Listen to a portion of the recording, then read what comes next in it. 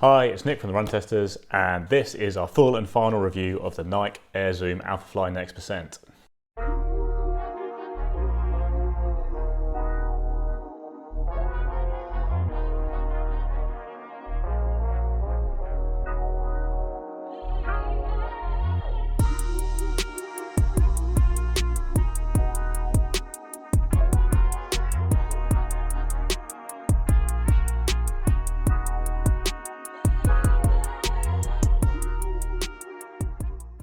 So we've already done an early review of the Alphafly and a video comparing it to the Vaporfly, if you're interested in that.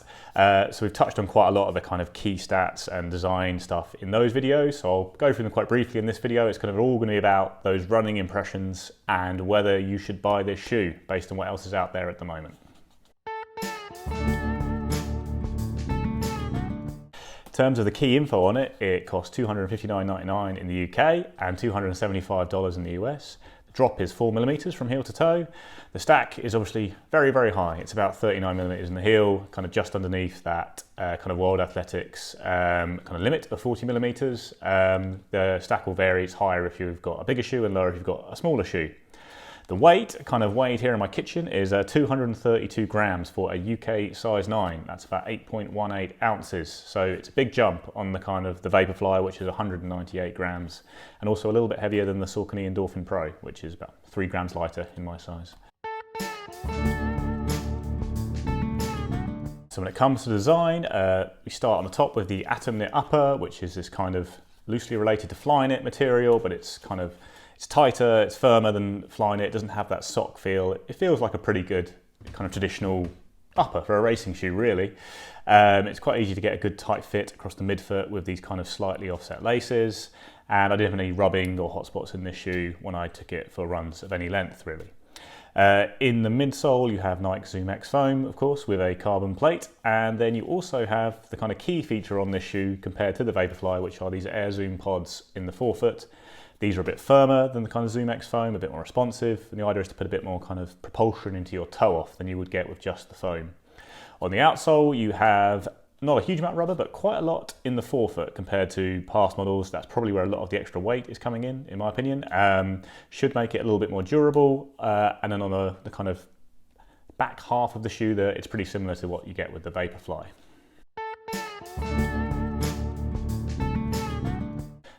So the shoe fit true to size for me. It's the same size I've worn in every version of the Vaporfly. That's the 4% Flyknit, the 4% non-Flyknit, and then the Vaporfly NEXT%. I've had the same size in all of them. This fits comfortably for me. I don't get any slippage in the heel. The toe box doesn't rub. So I would probably suggest going true to size.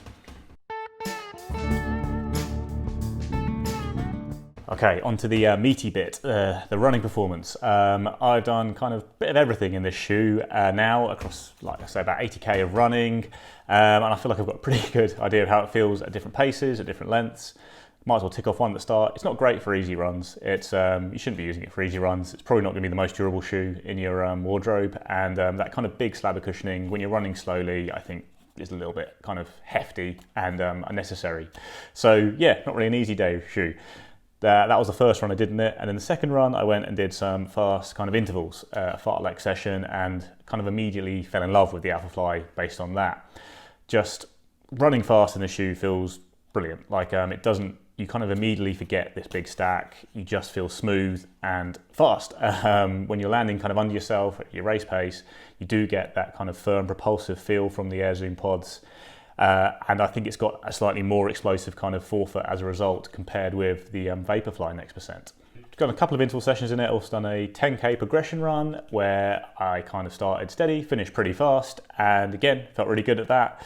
I think the shoe felt at its absolute best when I did a kind of half marathon in it. I didn't really go blazingly fast. I think I was about a 126 half, so I think my PB's around 113, but it just felt really good running at a goodish pace kind of throughout that. It just feels kind of easier to run fast and hold a fast pace in this shoe, thanks to that kind of carbon plate, that soft and bouncy cushioning, and those Air Zoom pods in the forefoot, which just put a little bit more oomph into each step. So as you're smoothly rolling along, it just feels brilliant to run in this shoe, and I do think that's why it's going to excel most of all at the marathon. However, it's not just a marathon shoe. I will say that I've done an all-out 5k in this shoe. and yeah, it's fast. It's very fast. It's doesn't feel like a 232 gram shoe, whatever that means. It doesn't feel like heavier than the Vaporfly to me on the run, just because of that kind of smooth, propulsive feel to it. You can do your kind of short reps even and races in the shoe quite comfortably, I'd say, and you'd still be, gunning for your PBs. However, I will say, having done recently this week a kind of track style session, but don't have a track access right now due to the lockdown, I did kind of some 600-800 meter reps, kind of sandwiched by 2 mile efforts. At the end of those kind of reps, at the end of the session, when you're struggling to hold on a little bit, if you're starting to flail around a bit, kind of just get that last 100 meters done, if your form goes off, you suddenly notice this stack again. And if you're not landing under yourself, if you're not kind of running fairly efficiently, it feels a bit cumbersome and in the way. So I would have a slight concern that if, at the end of any kind of race of any distance, when you're just gasping and trying to get to the last few 100 meters out of the way, if you're not really concentrating and making sure your form's still on point, you might start to feel a bit impeded by this big stack. So it's just something to think about. I don't think it's a major flaw in the shoe. The stack's there, you've got to be aware of it, but when you're actually running well and running fast, you don't notice it at all. It's more about that kind of smooth feel to the shoe. I suppose the other criticism, obviously, of the high stack is that it's less stable. Taking turns at speed is a little bit harder in the shoe than pretty every other shoe I've come across. But it's not impossible. You're not going to not run a PB on the basis of a few turns at that speed. If you have an incredibly twisty course over 5K, then you might want to use the Vaporfly instead, because it's a slightly more stable shoe, still not all that stable, but it might help you out a bit more than having this high stack. But the problem with this kind of high stack is I feel like I'm kind of rolling a bit, pronating slightly when I'm in this shoe, which is, I've been a neutral runner, kind of the whole time I've been running. But I've just noticed kind of when I was running in the shoe and when I looked at videos, when I'm making videos in the shoe, I can see, looks like I'm rolling a little bit there, more than I would normally expect from running shoe. And the kind of wear pattern on the bottom bears that out a bit. It's kind of more kind of discoloured and worn on the inside of the shoe, of the shoes, suggesting I am rolling a bit inwards in them. It's just something I'm going to keep an eye on. It might, so it might be the case if you are, a stability runner or someone who has any kind of worries about that. It's not very stable, and it might be a concern for you. I didn't have that when I was using the Vaporfly NEXT%. So even though that is a high stack shoe as well, a soft shoe, that might be one to consider instead if you are worried about that stability. For me, that might mean that you really do want a kind of flat road course when you're racing in this shoe, ideally, and with fewer turns, the better generally. But kind of all major road marathons will kind of fit that bill, I think. I don't think you need to worry about that too much, and the same really goes for most half marathons as well, and even 5Ks and 10Ks. So yeah, you want to kind of find a nice flat one if you want to get the best out of the shoe, probably. The weight, like I said, isn't really an issue for me, but if you are a lighter, smaller runner, so I'm 6 foot, I weigh about 70 kilos. If you're a really lightweight runner, you've got gorgeous technique, you might not really feel the benefit of this big stack cushioning on the heel, and you might wonder if you want it there at all.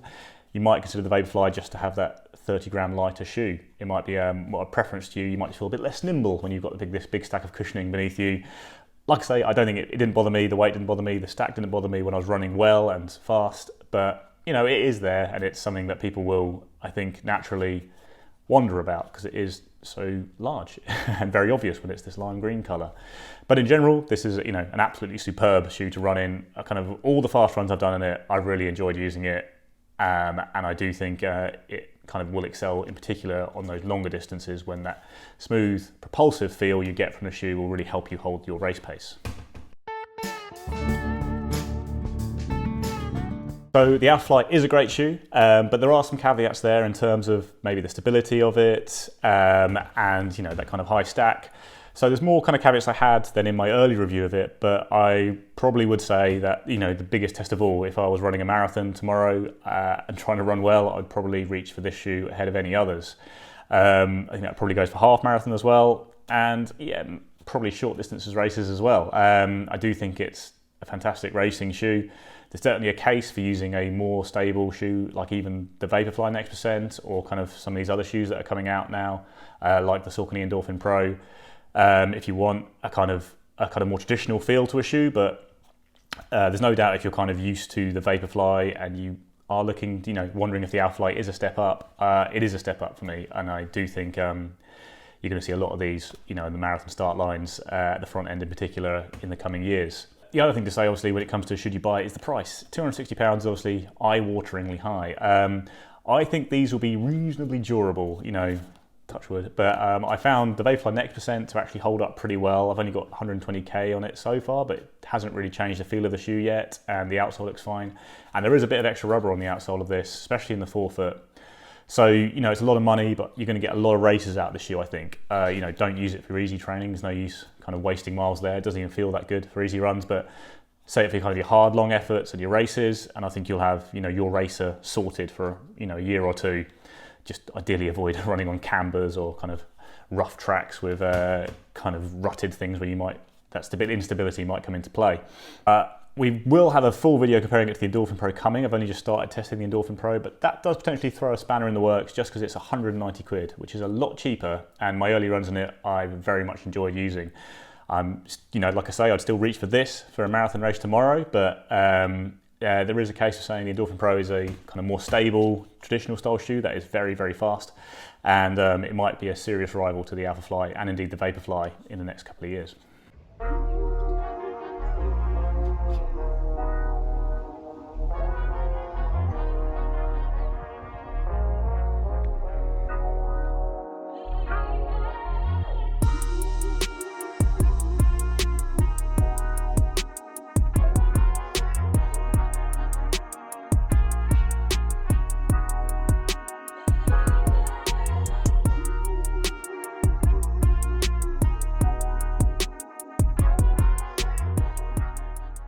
So that's it. That's our kind of final review of the Alphafly. But of course, if there's anything else you want to know about the shoe, just ask in the comments below and I'll get back to you there. Or if you want to see it compared to other shoes like the Endorphin Pro, you know, tell us. We'll make videos. We'll do our best to kind of get you all the information you want to know about this shoe.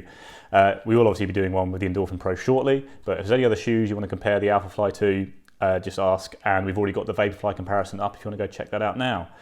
So that's kind of all for now on this shoe, but thanks very much for watching. Please do like and subscribe, ring the little bell so we get notified next time we do a video. It will probably be about the Endorphin Pro. And, you know, get in touch with any questions you have about any shoes or other running gear. Thanks very much. See you next time.